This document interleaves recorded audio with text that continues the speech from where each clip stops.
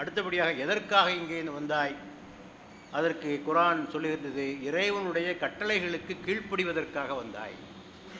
இறைவனுடைய கட்டளைகள் 3 வகைப்படும். இறைவனுக்கு செய்ய வேண்டிய கடமைகள், இறைவனுடைய படைப்புகளுக்கு செய்ய வேண்டிய கடமைகள், உனக்கு நீயே செய்து கொள்ள வேண்டிய கடமைகள். ஆக இறைவனை வணங்குவது, அவனுக்கு செய்ய வேண்டிய பாவ மன்னிப்பு கோருவது, மற்ற வழிபாடுகளை செய்வது, புனித யாத்திரை செய்வது, நோன்பிருப்பது, இதெல்லாம் இறைவனுக்கு செய்ய வேண்டிய கடமைகள். அது என்னத்துக்கு இறைவனுக்கு கடமை? அந்த கடமை எதுக்கு செய்யணும்? கடவுள் என்ன பண்ணார்? நமக்கு உன்னை படைத்தார், அறிவை தந்தார், ஆற்றலை தந்தார், திறமைகளை தந்தார், உனக்கு தேவையான வாழ்வாதாரங்களை தந்தார். உனத்துக்காக இந்த வானத்தை படைத்தார், பூமியை படைத்தார், சந்திரனை படைத்தார், சூரியனை படைத்தார், ஒளியை படைத்தார், வெப்பத்தை படைத்தார். நீனா படைச்ச? நீனா இந்த உலகத்துக்கு ஒரு கொண்டு வந்தா? நீ எல்லாம் செம்மையாக நீ இந்த உலகத்தில் பிறப்பதற்கு முன்னரே இவையெல்லாம் உனக்கு ரெடியாக வச்சிருக்கே. இதையெல்லாம் செய்தது யார்? இந்த ஏற்பாடுகளை செய்தது யார்?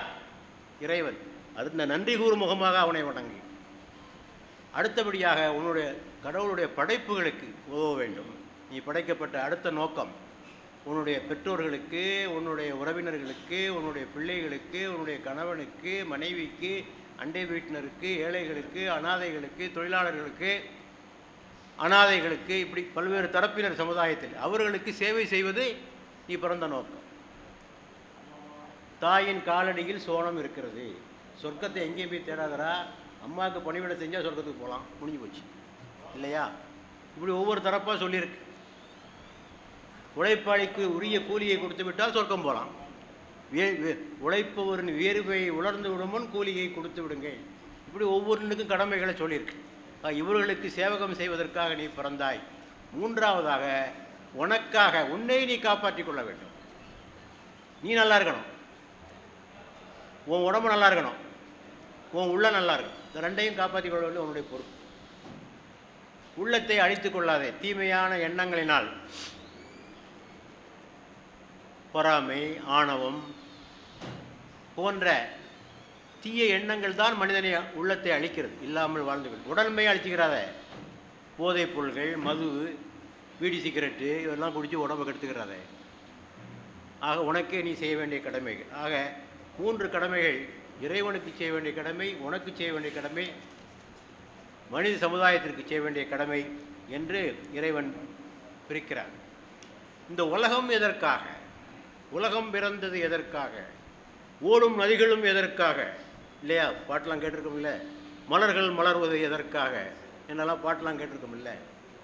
ஒரே வார்த்தையிலே குர்ஆன் பதில் சொல்கிறது. உலகம் பிறந்தது உனக்காக, உலகம் பிறந்தது உனக்காக, நீ பிறந்தது எனக்காக. உலகம் பிறந்தது உனக்காக, நீ பிறந்தது எனக்காக. இந்த உலகத்தை நாம் விளையாட்டுக்காக படைக்கவில்லை. இறைவன் 2 பொம்மைகள் செய்தான் தான் விளையாட, அவை 2ம் சேர்ந்தது ஒரு பொம்மையை செய்தன தாம் விளையாட. ஒரு பாட்டு இல்லையா? இறைவன் 2 பொம்மைகளை செய்தான். ஆணு பெண் என்ற 2 பொம்மைகளை செய்து விளையாடினான். அந்த 2 பொம்மைகளும் சேர்ந்து குழந்தையை பெற்றுக்கிட்டு தாங்கள் விளையாடின. நல்லா இருக்கா? கடவுள் விளையாடினான்னு சொல்றது நல்லா இருக்கா? இவ்வளோ பெரிய இறைவன் மனிதர்களை தான் விளையாடுவதற்காக படைத்தேன் என்று சொல்வது அது அறிவுக்கு பொருந்தி வரவில்லை. குர்ஆன் சொல்லுகிறது அதற்காக படைக்கவில்லை. இந்த உலகத்தில் இறைவன் விளையாடுவதற்காக ஏதாவது படைக்க வேண்டும் என்று நாடி இருந்தால் அவன் தனக்குள்ளே விளையாடி இருப்பான். உங்களை படைத்தெல்லாம் விளையாட்டு பார்க்க வேண்டும் என்ற ஆசையெல்லாம் அவனுக்கு கிடையாது. இந்த உலகம் நன்மைக்கும் தீமைக்கும் நடக்கின்ற போர்க்களத்தினுடைய இடம் இது. இங்கு தொடர்ந்து நன்மைக்கும் தீமைக்கும் போர் நடந்து கொண்டே இருக்கும். அதிலே நீ சத்தியத்தை ஓங்கச் செய்ய வேண்டும், நன்மையை ஓங்கச் செய்ய வேண்டும். அதற்காகத்தான் நீ படைக்கப்பட்டிருக்க என்ற ஒரு கருத்தையும் நமக்கு அது சொல்லி காட்டுகிறதை நாம் பார்க்கிறோம். இப்படி பல கருத்துக்களை இந்த இஸ்லாம் நமக்கு சொல்லுகிறது. விரிவாக கேள்வி நேரத்தின் போது கேட்டால் நாம் சொல்லுவோம். ஆக இந்த மார்க்கம் மனிதனுக்கு தேவையான எல்லா விஷயங்களையும் நமக்கு கற்றுத்தருகிறது. இது ஒரு எளிமையான ஒரு மார்க்கம். புரிவதற்கும் எளிமையானது, பின்பற்றுவதற்கும் எளிமையானது. அங்கே தலையை பிய்த்துக் கொள்கின்ற வாதங்கள் எதுவும் கிடையாது. No hair splitting argument. தெளிவாக புரிந்தாலே சித்தாந்தம், அது புரியாமல் போனாலே வேதாந்தம். யார் பாடினதுங்க இது? யாரு யார் பாடினது? தெளிவாக புரிந்தாலே சித்தாந்தம், புரியாமல் போனாலே வேதாந்தம்.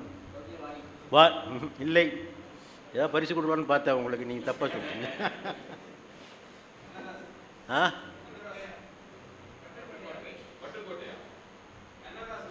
கண்ணதாஸ் தெய்வம் தந்த வீடு ஒரு பாட்டு இருக்குல்ல, அந்த பாட்டில் பாடுறார்.